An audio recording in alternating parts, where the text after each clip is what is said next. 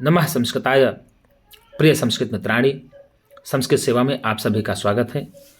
हम लोग पढ़ रहे हैं किरातार्जुनीय महाकाव्य ग्रंथ का अध्ययन कर रहे हैं और उसमें हम लोगों ने किरातार्जुनीय का कुछ सामान्य परिचय जाना है। उसी के क्रम में हम लोग आज यह तीसरी वीडियो देख रहे हैं। तो इसमें हम लोग आज देखने का प्रयत्न कर रहे हैं कि किरातार्जुनीय महाकाव्य के पात्र क्या गुरुजी, किरातार्जुनीय महाकाव्य के पात्रों के बारे में भी हम लोग कुछ जानेंगे, कौन कौन से पात्र हैं। तो आइए देख लेते हैं। जो अर्जुन है यह नायक, अर्जुन क्या है? नायक है। धीरोदात्त कोटि का नायक अर्जुन है और नायिका द्रौपदी है। कौन है गुरुजी? नायिका किरातार्जुनीय की द्रौपदी है और किरात वेशधारी भगवान जो शिव हैं वह इस नाटक के प्रतिनायक हैं। कौन है गुरुजी? इस नाटक के प्रतिनायक हैं। अब श्री कृष्ण, युधिष्ठिर, भीम, नकुल, सहदेव, वनेचर, दुर्योधन, कर्ण, भीष्म, परशुराम, यक्ष, द्रोण, इंद्र, व्यास, मूक, सूकर आदि इसके प्रमुख पात्र हैं। कौन कौन से पात्र हैं? तो हमने देखिए पहले चर्चा किया कि अर्जुन जो है इसके नायक हो गए। क्या हो गए? अर्जुन इसके नायक हो गए, द्रौपदी इसकी नायिका हो गई, ये तो मुख्य है। और किरात वेशधारी भगवान शंकर जो है यह प्रतिनायक हो गए। देखिए किसी भी नाटक में नायक, नायिका और प्रतिनायक ये बहुत मुख्य होते हैं। इनमें से किसी न किसी परीक्षाओं में पूछ ही लेगा कि किरातार्जुनीय के प्रतिनायक कौन हैं, तो आप बताएंगे किरात वेशधारी भगवान शंकर हैं। और पूछ ले कि किरातार्जुनीय की नायिका कौन है, तो आप बताएंगे द्रौपदी है। नायक कौन है, तो आप बताएंगे अर्जुन है। तो ये तीन प्रश्न तो आपके मन में रहना ही चाहिए। और बिना नायक नायिका के नाटक कैसे हो पाएगा या महाकाव्य कैसे लिखा जाएगा? तो आप सीधे जान जाएंगे कि किरातार्जुनीय महाकाव्य का नायक अर्जुन और नायिका द्रौपदी और किरात वेशधारी भगवान शिव प्रतिनायक हो गए। नाटक हो चाहे महाकाव्य हो, नायक और प्रतिनायक तो आवश्यक होते ही हैं। आगे दिया कि श्री कृष्ण भी रहे, युधिष्ठिर भी रहे, भीम भी रहे, नकुल भी रहे, सहदेव भी रहे, वनेचर, दुर्योधन, कर्ण, भीष्म, परशुराम, यक्ष, द्रोण, इंद्र, व्यास, मूक, सूकर आदि इसके प्रमुख पात्र हैं। अब देखिए चर्चा आगे करते हैं कि आचार्य मल्लिनाथ सूर्य के बारे में भी हम लोग थोड़ा बहुत जान लें।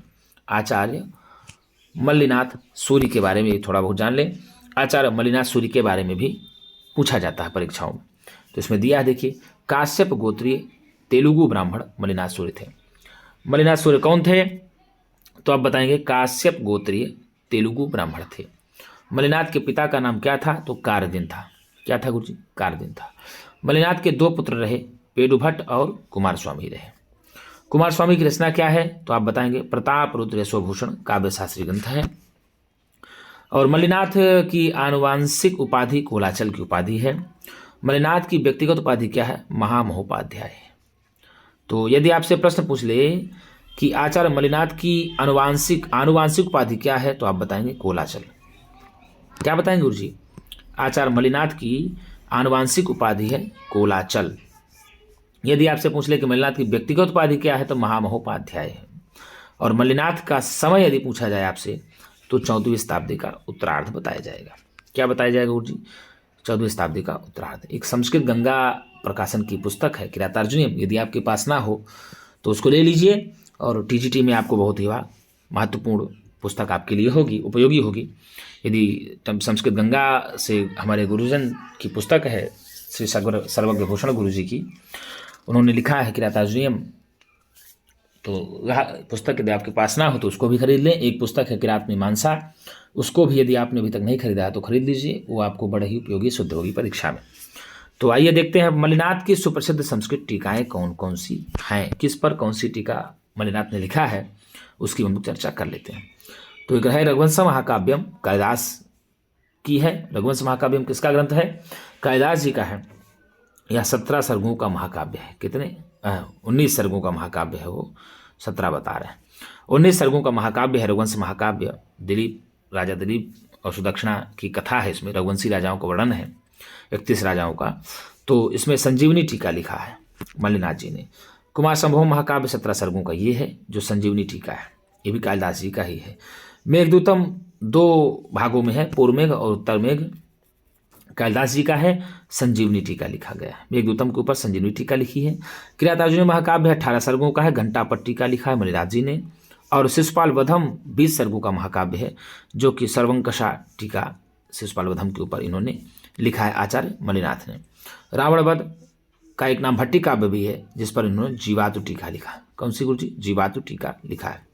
नदी चचम 22 सर्गों का महाकाव्य है, इस पर भी इन्होंने मलिनाथ ने जीवातु टीका लिखा है। इसको भी आप लोग पढ़ लीजिएगा, एक बार देख लीजिएगा, और स्क्रीनशॉट भी आप लोग ले सकते हैं, नहीं होगा तो। आगे दिया इसके अतिरिक्त तार्किक रक्षा, नलोदय काव्य, प्रशस्त पाद भाष्य और लघु शब्देंदु शेखर पर भी मलिनाथ ने टीका लिखी है। और आगे दिया कि उनका पूरा नाम है महामहोपाध्याय कुलाचल मलिनाथ सूर्य। क्या नाम है जी? महामहोपाध्याय कुलाचल मलिनाथ सूर्य इनका पूरा नाम है। किरातार्जुनीयम के प्रसिद्ध टीकाकार कौन कौन से, तो हम लोग देख लेते हैं। ये किरातार्जुनीयम महाकाव्य के टीकाकार, तो किरातार्जुनीयम के प्रसिद्ध टीकाकार हैं मल्लिनाथ। इन्होंने किरातार्जुनीयम के ऊपर लिखी है घंटापथ दीपिका टीका। घंटापथ टीका लिखी, कौन सी टीका? घंटापथ टीका लिखी है मल्लिनाथ ने किरातार्जुनीयम के ऊपर। और दूसरी है किरातार्जुनीयम के दूसरे प्रसिद्ध टीकाकार चित्रभानु। कौन है गुरु जी? चित्रभानु। इनकी टीका है शब्दार्थ दीपिका टीका, इसको त्रिसागरिका भी कहते हैं। और यह केवल प्रारंभ के 3 सर्गों पर ही लिखी गई है। कि कहाँ पर लिखी गई है? प्रारंभ के केवल 3 सर्गों पर यह टीका लिखी गई है। और भारवी के आश्रयदाता ध्रुवनीत ने किरातार्जुनीयम के 15वें सर्ग पर टीका लिखी है। तो इन तीनों टीकाकारों को हमें जानना चाहिए, और बहुत ज़रूरी भी है कि कौन कौन से किसने टीका लिखी है। तो यदि मलिनाथ ने किरातार्जुनीयम के ऊपर कौन सी टीका लिखी है, प्रश्न आता है, तो आप बताएंगे मलिनाथ ने किरातार्जुनीयम के ऊपर घंटापथ नामक टीका लिखी है। और किरातार्जुनीयम के दूसरे प्रसिद्ध टीकाकार कौन हैं, तो आप बताएंगे किरातार्जुनीयम के दूसरे प्रसिद्ध टीकाकार हैं चित्रभानु। इन्होंने लिखी है शब्दार्थ दीपिका टीका, जो कि किरातार्जुनीयम के प्रथम 3 सर्गों पर ही लिखी गई है। और भारवी के आश्रयदाता ध्रुवनीत ने किरातार्जुनीयम के 15वें सर्ग, कितने सर्ग भैया? 15वें सर्ग पर टीका ध्रुवनीत ने लिखी है किरातार्जुनीयम के। आगे दिया कि किरातार्जुनीयम की संक्षिप्त कथा हम लोग जान लेते हैं। क्या जाने गुरु जी? किरातार्जुनीयम की संक्षिप्त कथा हम लोग सर्गवार जान लेते हैं। तो किरातार्जुनीयम में कौरवों पर विजय प्राप्ति के लिए अर्जुन का हिमालय पर जा करके तपस्या करना, और किरात वेशधारी शिव से युद्ध, और प्रसन्न हुए भगवान शिव से पाशुपत अस्त्र की प्राप्ति का वर्णन है। क्या है गुरु जी? भगवान शिव को प्रसन्न करते हैं अर्जुन, और उनसे पाशुपत अस्त्र की प्राप्ति करते हैं, और पाशुपत अस्त्र की प्राप्ति के पश्चात राज्य को पुनः प्राप्त करते हैं, ऐसा वर्णन आता है।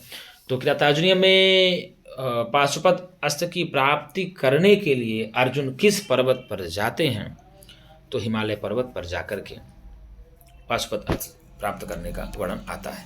आगे देखिए दिया है, क्या दिया है कि हस्तिनापुर भेजे गए। क्या गुरु जी? हस्तिनापुर भेजे गए वनेचर का द्वैतवन में आकर युधिष्ठिर से मिलना।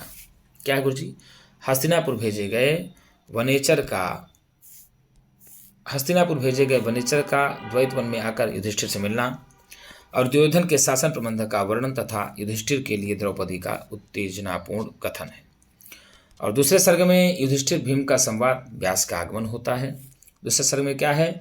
युधिष्ठिर भीम का संवाद व्यास का आगमन होता है। और तीसरे सर्ग में युधिष्ठिर व्यास संवाद, व्यास द्वारा अर्जुन को पाशुपत अस्त्र की प्राप्ति के लिए हिमालय पर जाकर तपस्या करने का आदेश अर्जुन का प्रस्थान हो जाता है। और चौथे सर्ग में शरद ऋतु का वर्णन होता है। और 5वें सर्ग में हिमालय पर्वत का वर्णन आता है। क्या आता है गुरु जी? 5वें सर्ग में हिमालय पर्वत का वर्णन आता है। 6ठे सर्ग में हिमालय पर अर्जुन की तपस्या तपोविघ्न के लिए इंद्र द्वारा अप्सराओं को भेजना है। और 7वें सर्ग में इंद्र द्वारा प्रेषित गंधर्वों और अप्सराओं के आने और उनके विलासों का वर्णन है। और 8वें सर्ग में गंधर्वों और अप्सराओं का उद्यान विहार और जल क्रीड़ा है। और 9वें सर्ग में सायंकाल चंद्रोदय वर्णन, सुरत वर्णन, प्रभात वर्णन आदि है। और 10वें सर्ग में वर्षा आदि का वर्णन, अप्सराओं का चेष्टा वर्णन तथा उनका प्रयत्न वैफल्य है। और 11वें सर्ग में मुनि रूप में इंद्र का आगमन, इंद्र अर्जुन संवाद, इंद्र का पाशुपत अस्त्र की प्राप्ति के लिए अर्जुन को शिवाराधना करने का उपदेश किया गया है। 12वें सर्ग में है अर्जुन की तपस्या, सूकर के रूप में मूक नामक दानव का अर्जुन वध के लिए आगमन तथा किरात वेशधारी शिव का भी आगमन है।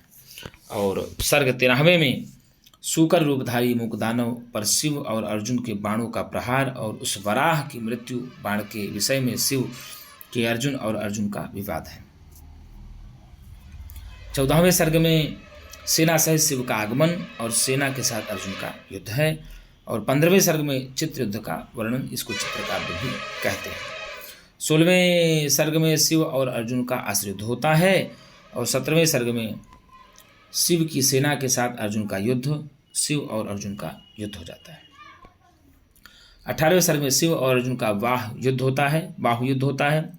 शिव का वास्तविक रूप में प्रकट होना, इंद्रादि का आगमन, अर्जुन का पाशुपत अस्त्र की प्राप्ति, इंद्रादि का अर्जुन को विविध अस्त्र देना, सफल मनोरथ अर्जुन का युधिष्ठिर के समीप पहुंचना है। और संभोग श्रृंगार का सुंदर वर्णन 8वें से 9वें सर्ग में है। अगर पूछ लेता है कि संभोग श्रृंगार का सुंदर वर्णन किस सर्ग में है, तो आप बताएंगे 8वें और 9वें सर्ग में है। युद्ध वर्णन में वीर रस का प्रयोग का वर्णन है तो 13 से 17 सर्ग में है। उपमालंकार का सुंदर प्रयोग किस सर्ग में है, तो 13 से 17वें में है। और प्रमुख वर्णन व चित्र सर्ग 4 में शरद ऋतु का वर्णन है और 5वें में हिमालय पर्वत का वर्णन है या हिमालय का वर्णन है। और 6 सर्ग 8 में जल क्रीड़ा का वर्णन है। 9 सर्ग में संध्या, चंद्रोदय, सूरत वर्णन आदि है और 12 से 18 तक युद्ध का वर्णन किया गया है। तो मित्रों, आज के लिए इतना ही। हम पुनः एक नई वीडियो के साथ मिलेंगे। तब तक के लिए नमः संस्कृताय।